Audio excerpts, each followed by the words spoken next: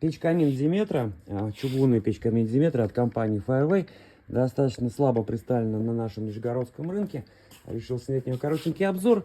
Ну, примечательным является факт, то, что она на 3 стороны, стеклянные дверки, с обрамлением из красивого винтажного литья, как вы видите, выходит на 3 стороны. Ее можно ставить в центр, соответственно, залы.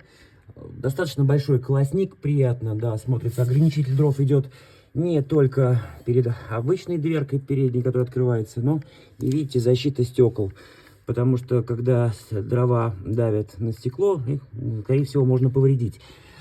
Видим, что стенка задняя сделана двойной, отверстие дожига. У самой печи есть верхние и нижние подачи.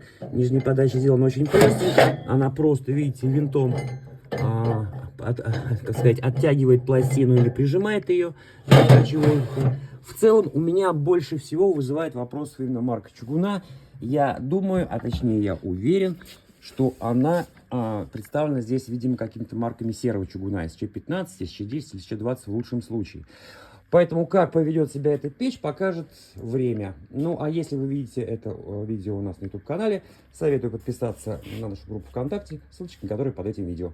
И всего вам доброго.